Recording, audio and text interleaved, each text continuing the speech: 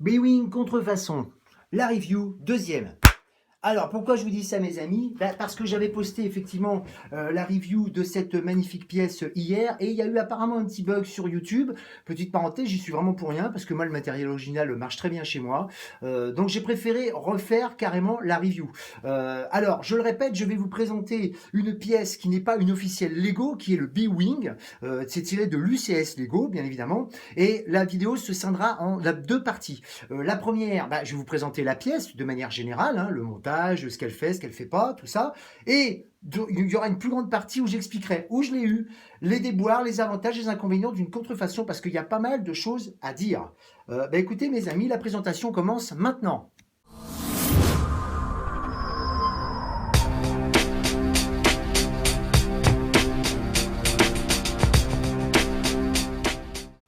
Le voilà, donc le B-Wing pour la deuxième fois. Encore une fois, excusez-moi des déboires de la première review. Donc, je m'y lance. Présentation de la pièce. Donc, c'est le B-Wing, un UCS qui est sorti de chez Lego il y a pas mal de temps maintenant. Pourquoi est-ce que je me suis dirigé vers une contrefaçon? Tout simplement parce que moi, je collectionne les UCS Star Wars. Je vous montrerai un peu rapidement ce que j'ai dans la salle. Tu n'es pas là, mais enfin, la plupart sont là. Et malheureusement, c'est une pièce qui... Ce genre de pièce-là fait partie des pièces qui sont soit introuvables, soit à des prix complètement farfelus. Voilà. Donc effectivement, j'ai réussi avec l'aide de certaines personnes sur le forum de Facebook, à me diriger vers un magasin. J'ai potassé pendant pas mal de temps et je me suis lancé parce que mon but, c'est d'abord évidemment de faire cette pièce, de l'avoir, hein, bien évidemment, mais d'acheter le Star Destroyer, ce qui est déjà fait d'ailleurs, et le Venator. Alors je parle pas des pièces, petites pièces, hein, je parle des très très grosses pièces UCS qui font 70-80 cm de long et 40 cm de large. Donc ça, c'était la pièce test. Et il y a pas mal de choses à dire. Alors, pour cette pièce-là, d'abord, première chose, le montage se fait de cette manière-là. Alors, vous voyez, je le manipule gentiment parce que j'expliquerai après pourquoi. Je vais même arrêter le monsieur là qui tourne. Ça va m'arranger. Voilà. Alors, vous montez les pièces de manière symétrique. C'est-à-dire que vous allez monter cette partie-là, ensuite cette partie-là, vous la scindez, vous allez faire l'aile, vous allez faire cette partie-là en deux parties. Idem pour les deux ailes et idem pour le cockpit et ce qui va à l'arrière. Voilà.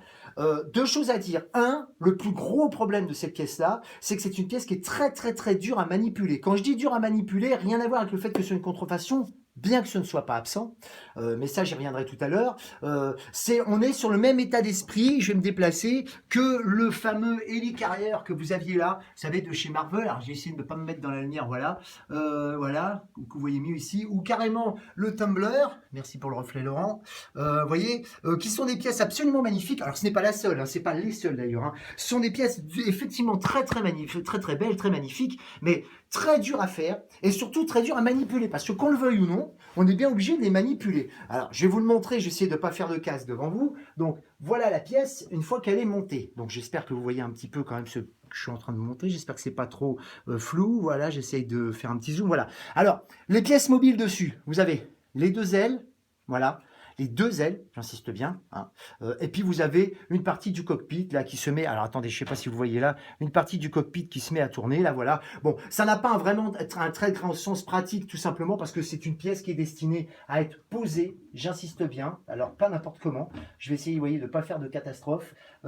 C'est une pièce qui est destinée à être posée et à ne plus toucher du tout.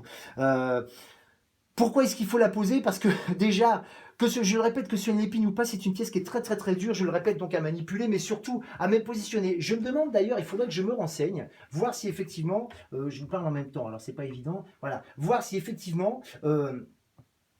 l'original et le montage est présenté de la même manière chez Lego. Pourquoi? Parce que cette partie-là, effectivement, moi j'aurais préféré qu'il soit droit. Certes, il était très grand parce qu'il doit faire 60 cm, 70 cm de long, hein, on est bien d'accord, 40 de large, à quelque chose près. Alors évidemment, il est très haut, mais le problème c'est que quand vous le mettez là-dedans, quand vous le mettez dans cette position-là, vous voyez...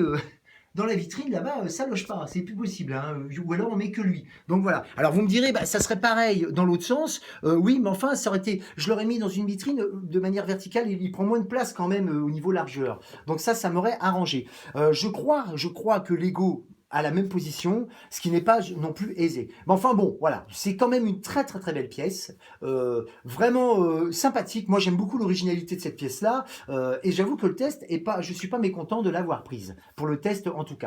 Voilà. Maintenant, je vais passer aux choses qui fâchent. Alors, je vous demande 2 petites secondes, une petite présentation pour remettre les choses correctement et on va parler des choses qui peuvent faire mal. Voilà, excusez-moi de cette petite interruption, mais je voulais remettre la pièce correctement, je voulais vérifier. Donc voilà, alors cette pièce-là, j'ai eu sur un site qui s'appelle AliExpress, qui regroupe en fin de compte tout un tas de vendeurs. Moi, j'ai pris celle-ci sur Gelida Store, très très bien cotée, pas de soucis, de ce côté-là, ils sont très réactifs, vous leur posez des questions, ils vous répondent assez rapidement, en prenant en compte quand même, soyez gentils mes copains, que bon, ils sont quand même en Chine, donc il y a un décalage horaire, mais enfin, ils sont assez réactifs. Alors, j'ai commandé la pièce, et la pièce, comme elle est arrivée là, évidemment, elle n'est pas arrivée dans un carton, même l'épine, c'est arrivé dans un carton marron, extrêmement compact, avec tout un tas de sacs dedans. Sur là on est normal, avec la notice. Le problème, c'est que les sacs ne sont pas numérotés. Les pièces sont mélangées de manière complètement incohérente. Vous avez des petites avec des grandes, vous avez des bleus avec des rouges. Enfin bref, c'est un vrai bordel.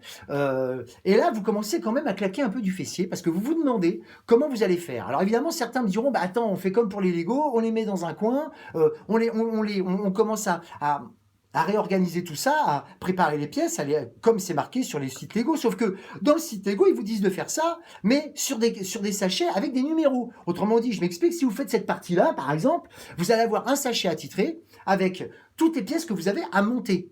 Donc, vous les rangez, c'est réglé. Mais là, vous avez quand même plus de 1400 pièces en général, et tout est en bordel. Donc, faut tout ranger, vous passez quasiment la journée. Laissez-moi vous dire que ma femme, elle m'a bien gueulé dessus, parce qu'il n'y avait plus de bol, plus de verre, plus de gobelet, plus rien. J'avais tout chopé, j'avais pas du tout prévu que ce soit comme ça. Donc ça, c'est le côté, on va dire, un petit peu, l'entrée en matière un petit peu rude. Mais enfin bon, on se calme, on s'y met, et là, ça commence pas mal. Alors, il faut savoir aussi que le manuel, ça je l'avais pas dit dans la vidéo avant, vous voyez comme quoi j'ai bien fait de la refaire. Le manuel d'origine, en général, les Lego, vous savez, vous avez 1 ou 2 photos grand max par page. Là, c'est 4, minimum. Voilà, voire quand c'est pas plus. Donc, vous avez intérêt à bien regarder le message, parce que si jamais, effectivement, vous n'avez pas intégré ce qu'il faut faire, ou pas pris la bonne pièce, vous allez avoir des surprises à la suite. Et croyez-moi, des surprises, il y en a. Donc, bien faire attention à ça. Alors vous montez bien tranquillement, et moi, alors j'ai commencé à monter, comme je vous l'ai dit, la partie du centre, les ailes, l'aile, tout ça. J'arrive au cockpit, et alors là, c'est la cata. Tout un tas de problèmes, des pièces qui n'étaient pas là, des pièces qui n'étaient pas les bonnes, des pièces qui n'étaient pas de la bonne couleur. Alors au départ, je me suis dit, attends Laurent, c'est toi qui as dû faire une connerie. Et le problème, c'est que c'est des pièces que j'avais pas vues avant, donc parce que les pièces qui vont dans le cockpit, vous les mettez pas autre part, elles vont que dans le cockpit. Alors, j'ai réussi, bon gré mal gré, à trouver des pièces de Lego à moi pour colmater le problème. Bon, c'est dans le cockpit au départ. Le problème, c'est que les pièces que vous n'avez pas là, vous n'en avez pas non plus à l'extérieur. Enfin, ça a été vraiment un très très très très gros souci. Et là, évidemment, moi j'ai rappelé AliExpress, j'ai rappelé Gelida Store en leur envoyant un message, en dit écoutez, voilà, il y a un pépin, qu'est-ce qu'on fait? Et alors là, ils m'ont posé des questions qui sont bien normales, mais le poids du colis, si toutes les pièces étaient là, je les ai arrêtées tout de suite, je leur ai dit attendez, je peux pas vous répondre, d'abord le poids du colis, je vois bien où ils veulent en venir, mais je l'ai pas pesé, et le colis, la pièce était quasiment finie. Deuxièmement, le problème des pièces ne change rien, puisque je leur ai dit la plupart des problèmes que j'ai eus sont sur des petites pièces qui ne sont présentes, mais qui sont erronées, qui ne sont pas les bonnes, voire carrément qui ne sont pas de la bonne couleur. Je peux vous le montrer d'ailleurs tout de suite, vous allez voir, je vais faire une petite caméra embarquée, je vais arrêter le petit bousin et je vais vous le montrer tout de suite. Vous voyez par exemple les ailes là, regardez celle du haut, il a bien fallu que je me démerde. Voilà, j'avais bien les bonnes pièces, mais pas la bonne couleur. Vous voyez, j'essaye de faire un petit focal. Voilà, vous voyez là, et voyez là. Voilà, donc vous voyez que je raconte pas d'histoire. Donc, bon, ils ont été sympas, ils m'ont récupéré ça sur la prochaine commande, tout ça. Bon, j'aurais demandé d'être très rigoureux par rapport au Star Destroyer, parce que le Star Destroyer, c'est une pièce qui est mouse, hein. Elle est immense, hein. Elle est immense. Très souvent, les gens parlent du Super Star Destroyer qui fait 1m20. En fin de compte, le Star Destroyer et le Venator sont 2 pièces magistrales, et elles sont absolument gigantesques. Alors, j'espère que ça va bien se passer. Concrètement, qu'est-ce qu'il faut retenir ? Avant d'acheter chez eux, j'avais été me renseigner sur pas mal de sites américains, japonais, asiatiques, partout dans le monde. Et tous, allez, je vais être gentil, je vais pas dire 99%, même si je pense que c'est ça, mais au moins à 90%, je sais ça fait mal, mais c'est vrai. Tous les gens, à un moment donné, ont eu des pièces, ont eu des vaisseaux qui sont arrivés, des trucs, l'épine, avec des pièces qui manquaient. Et là, je parle de manque. Alors ça, c'est un gros souci. Ça veut dire que, si c'est des pièces de maintien, si c'est des pièces de base, on arrive à colmater, on va dire, la brèche. Si c'est des pièces de maintien, et là je vais revenir sur la technique de cette pièce-là en particulier, alors là vous êtes sérieusement dans le caca, je vous le dis tout net. Hein. Mais alors vous êtes dans le caca grand 1. Hein. C'est-à-dire que vous allez mettre la pièce et elle va pas tenir. Euh, Petite parenthèse, un autre gros souci aussi, mais je vais en reparler un peu plus précisément après, c'est que les pièces, en plus qui ne sont pas Lego, elles sont pas super belles. Elles sont un peu rayées, des fois, les couleurs varient. C'est-à-dire pour le même gris, vous en avez un qui est un petit peu plus pâle que l'autre, tout ça. Bon, ça c'est casse-pied, mais c'est pas très grave pour ce genre de pièces-là. Ça le serait plus sur des pièces de couleur. Vous voyez, genre, par exemple, Espèce Fantôme, les Simpsons ou un truc comme ça. Voilà, là, ça serait plus casse-pied. Mais il y a un autre problème qui est stratégique et vraiment emmerdant, c'est que les pièces ne s'imbriquent pas bien. Enfin, les briques se calent bien les unes dans les autres, mais elles ne tiennent pas. Je donne un exemple, le bout du vaisseau, là, que vous avez ici. Toutes les pièces ici sont maintenues par des ergots. Vous savez, des petits ergots noirs ou bleus, que vous clipsez, terminé. Là, c'est pas le cas. Ça n'est que mis avec deux Legos qui s'imbriquent. Eh ben, je peux vous assurer, alors ceux qui achètent la pièce là, qu'il faut mettre un point de colle. Hein. Parce que si vous la bougez, vous tapez mais un millimètre dedans, même simplement c'est pas assez enfoncé, ça tombe par terre, ça se fracasse. Voilà. Et là, ça c'est dû, par contre, pas à la pièce, c'est dû à l'épine. Je vous le dis tout net, que ce soit très clair. Alors ça, c'est un deuxième gros problème. Donc j'en reviens au premier souci, c'est que effectivement, quand vous avez des pièces comme ça d'ancrage qui manquent ou qui sont pas optimum, eh ben je vous assure que vous êtes vraiment dans le caca. Un autre problème aussi sur cette pièce-là, c'est l'équilibre. Si jamais par exemple cette pièce-là arrive à tomber, ça va basculer là, et là c'est le bordel, là c'est quasiment, c'est Bagdad. Hein. Je vous le dis tout de suite, il y en a partout. Je le sais parce que ça m'est arrivé, hein, et sans y toucher. Hein. Je vous le dis, la pièce là-bas s'est décrochée et le truc est tombé. Donc Dieu merci, c'est tombé dans un endroit assez confiné, donc j'ai pu tout récupérer. Mais je vous assure, c'est vraiment un vrai casse-tête. Concrètement, et pour faire au plus simple, le site est sérieux, il n'y a pas de problème de carte bleue ou quoi que ce soit. En tout cas, en général, c'est sécurisé, donc j'ai pas de problème plus que ça. Mais il faut prendre conscience que vous pouvez avoir des pièces manquantes. Donc n'hésitez pas à poser des questions, à leur mettre la pression avant l'achat. Comme ça, les gars, si jamais vous avez un pépin, bah, eux, ils seront bien obligés de dire, attendez, je vous ai prévenu. Voilà, ça c'est la première chose. La deuxième, vérifiez, comptez si vous pouvez, suivant le tel pièce, toutes les pièces, voir si tout est là. On est bien d'accord. Et puis soyez rigoureux dans le montage. N'hésitez pas à mettre de la colle. Je vous assure, ça fait des dizaines d'années que je fais des Legos. Maintenant, je vous mens pas. Hein. Vous voyez, il y en a là et encore, tout n'est pas là. Hein. Vous voyez, je vous raconte pas d'histoire. Hein. Il y en a là-haut, il y en a ici, il y en a là. Vous voyez, donc je peux vous raconter des histoires, mais là, ça n'est pas le cas. Vous voyez bien que je sais faire. Et j'ai fait des trucs qui étaient vraiment compliqués, comme par exemple d'ailleurs le Sandcrawler. Hein. Le Sandcrawler fait partie des pièces qui étaient un vrai puzzle, hein, comme le Tumblr. Mais le vrai souci, c'est que quand les pièces ne tiennent pas, ça tient pas, quoi. Donc il faut être vraiment très très rigoureux et faire très attention. Donc je vous dis, c'est la première fois de ma vie où j'ai été obligé de mettre de la colle, de la super glue pour que ça tienne. Comme ça, j'ai pu y revenir. Je vous dis, la première fois que j'ai posé la pièce sur le support, il y a une pièce qui est tombée. Je sais pas d'où elle venait, un endroit où je touchais pas. Et ben j'ai galéré pour savoir d'où elle venait. Et puis alors évidemment, en plus de ça, c'est pas la pièce qui fait 15 cm de long. Hein. Ça va être la pièce microscopique, la plus chiante possible. Enfin bon bref, voilà. Donc je le répète, premièrement, mettre la pression au magasin où vous allez le prendre. Vérifiez bien le nombre d'étoiles, les critiques et tout ce qu'il y a dessus. Ça, c'est la première chose. Mais leur mettre la pression au cas où il manquait des pièces. Voilà. Vérifiez bien la pièce et puis faire la pièce tranquillement. Bon, je vais pas vous dire de pas être sympa, mais enfin, je dirais, écoutez, si vous avez des PC Go qui traînent, histoire de réparer un petit peu la bourde qu'ils ont peut-être oubliée, bon, bah, écoutez, faites-le, ça mange pas de pain, au moins, vous serez sûr que la pièce, elle sera terminée, et ça sera l'essentiel. Voilà. Autre chose, faites attention aux briques qui s'imbriquent mal, et puis regardez bien pour au niveau des couleurs, voilà. Après, bon, bah, écoutez, sincèrement, c'est du tout bon. Moi, je suis plutôt content de la pièce. C'est vrai que le montage du Lego, de ce fake-là, m'a un peu cassé les pieds, je le reconnais. Mais enfin, maintenant, je sais à quoi m'attendre. Je sais que le Star Destroyer va être un péplum à monter, c'est sûr. Voilà.